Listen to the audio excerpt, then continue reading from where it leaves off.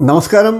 കഥാസരിത് സാഗരം എന്ന ഈ യൂട്യൂബ് ചാനലിലേക്ക് ഇന്നത്തെ വീഡിയോയിലേക്ക് ഏവർക്കും ഹൃദ്യമായ സ്വാഗതം. ഇന്ന് യവനാന്തകനായിട്ടുള്ള പുഷ്യമിത്രന്റെ കഥയാണ് നിങ്ങൾക്കായിട്ട് അവതരിപ്പിക്കുന്നത്. ധർമ്മം അപകടത്തിലാകുമ്പോൾ ഭൂമാതാവിന് സംരക്ഷണത്തിന് എവിടെയോ ഒരാൾ ഉയർത്തെഴുന്നേൽക്കും. അവൻ ഒരു രാജാവ് മാത്രമാകണമെന്നില്ല. അവൻ ധർമ്മത്തിന്റെ രക്ഷകനാണ്, അത് ഉറപ്പാണ്. യവനാന്തകൻ പുഷ്യമിത്രൻ, അദ്ദേഹത്തിന്റെ കഥയിലേക്ക് നമുക്ക് കടക്കാം. ഇത് വെറും കഥയല്ല, ഇത് ചരിത്രമാണ്. മൗര്യ സാമ്രാജ്യത്തിന്റെ അവസാനം, ഭാരതത്തിന്റെ അതിർത്തികളിലേക്ക് യവനന്മാർ, ഗ്രീക്ക് അധിനിവേശകർ എന്നിവരൊക്കെ കടന്നു വരുന്ന കാലം. ധർമ്മം ക്ഷയിച്ചു തുടങ്ങി, യജ്ഞങ്ങൾ നിശബ്ദമായി, സംസ്കാരം തന്നെ ഭീഷണിയിലായി. അത്തരം സമയത്ത് ഒരു സേനാ നായകൻ ഉയർന്നു വന്നു. അതാണ് പുഷ്യമിത്ര ശുങ്കൻ. ധർമ്മോ രക്ഷതി രക്ഷിതഃ, ധർമ്മത്തെ സംരക്ഷിക്കുന്നവനെ ധർമ്മം തന്നെ സംരക്ഷിക്കും. യവനാന്തകൻ.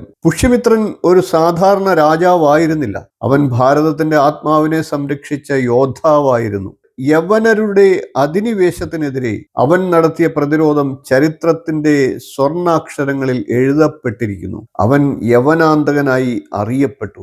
യവനന്മാരുടെ അന്ത്യം കാരണം അങ്ങനെ ഒരു പേര് പുഷ്യമിത്രന് വന്നു. ഇത് ധർമ്മത്തിന്റെ പുനരുജ്ജീവനമാണ്. പുഷ്യമിത്രൻ യുദ്ധം മാത്രം നടത്തിയല്ല സംസ്കാരത്തെ വീണ്ടുയർത്തിയത്. യജ്ഞങ്ങൾ വീണ്ടും ആരംഭിച്ചു.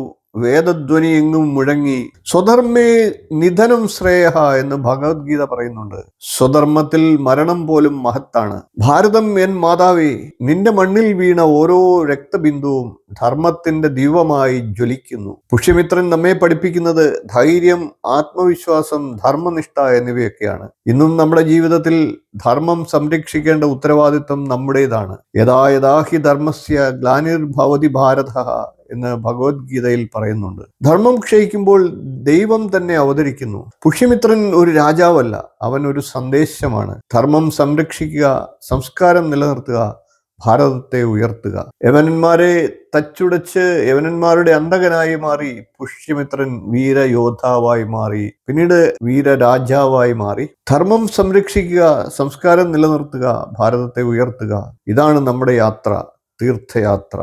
ധർമ്മത്തിന്റെ വഴിയിലൂടെ നമുക്ക് യാത്ര പോകാം. വീഡിയോ ഇഷ്ടമായെങ്കിൽ ലൈക്ക് ചെയ്യൂ, ഷെയർ ചെയ്യൂ, ചാനലൊന്ന് സബ്സ്ക്രൈബ് ചെയ്യൂ, നിങ്ങളുടെ അഭിപ്രായങ്ങൾ കമന്റായിട്ട് അറിയിക്കൂ. കൂടുതൽ ചരിത്ര ആത്മീയ കഥകൾക്കായി നിത്യം ഈ ചാനലിലെ വീഡിയോകൾ കാണുക. ധർമ്മം നിലനിൽക്കുമ്പോൾ ഭാരതം നിലനിൽക്കും. നന്ദി, നമസ്കാരം, ശുഭദിനം.